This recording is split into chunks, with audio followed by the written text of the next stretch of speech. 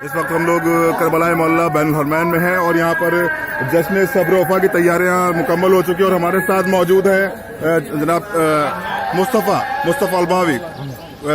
गुल अबाउट जश्न सब्र वफा। बिस्मिल्लाहिर्रहमानिर्रहीम अल्लाहुम्मा सल्ली अला मुहम्मद व आले मुहम्मद। حاليا تجري الاستعدادات لإقامة مهرجان صبر ووفاء من الإخوة الموالين في مدينة لكنا والهندية لإحياء ذكرى المواليد الشعبانية، وهذا عرف هم اعتادوا عليه كل سنة، والحمد لله ان شاء الله يستمر هذا في هذه السنة وفي السنين القادمة. Thank you. अंजुमन गुलामान सैयदा ज़ैनब सलामुल्लाह अलैहा के ज़ेर एहतमाम 3 शाबान यानी 20 अप्रैल जुमे के रोज जश्न सब्र वफा का इनकाद बैनुल हरमैन करबला मोहल्ला इराक में होगा, जिसकी तैयारियां लगभग मुकम्मल हो रही हैं। और ये देख रहे हैं ये इराकी हजरात कितने खुलूस दिल के साथ, कितने सिद्क़ दिल के साथ यहाँ पर अपनी खिदमत अंजाम दे रहे हैं, जो कि ये जश्न सब्र वफा इंशाअल्लाह 3 शाबान को मुनक्किद होगा। ये आप देखिए कि जश्न की तैयारियां लगभग मुकम्मल हो चुकी हैं और यहाँ पर काफ़ी हजरात हैं। और ये सामने जो रोज़े की ज़ियारत आप करने की, ये हज़रत इमाम हुसैन अलैहिस्सलाम का रोज़ा है।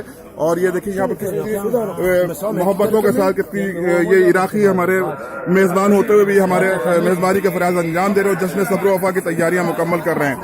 और ये एक स्टेज बन रहा है जो कि जिस पर जश्न सब्र वफा का लिखा जा रहा है और इंशाअल्लाह इसी ये दरमियान बैनुल हरमैन ये जश्न सब्र वफा मुनक्किद होगा, जिसमें आप यहाँ पर मोमिन इकट्ठा होंगे। यहाँ पर सारे एहतमाम शुरू हो चुके हैं। आज यकुम शाबान है और लगभग यहाँ पर इस वक्त 12 बज रहे होंगे, 12:30, क्योंकि जोहर का वक्त हो चुका है और इस पूरा स्टेज यहाँ पर तैयार हो चुका है।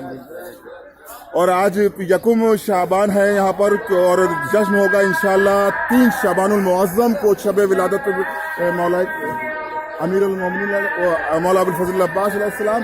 और अभी 3 दिन बाकी हैं जश्न में और ये तैयारियां यहाँ पर मुकम्मल सी हो रही हैं, क्योंकि काम अभी काफ़ी बाकी है। और इंशाअल्लाह ये मंजर आपको 3 शाबान के दिन यहाँ पर जश्न मुनक्किद होगा। और इसमें हमारे बैनुल हरमैन में मौजूद है यहाँ पर मुस्तफ़ा अलबावी, जो कि मौला अब्बास अलैहिस्सलाम के इंचार्ज हैं और काफ़ी उलमाए किराम यहाँ पर अपनी खिदमतें अंजाम दे रहे हैं ताकि जो ये जश्न बाकायदा तौर पर हो सके।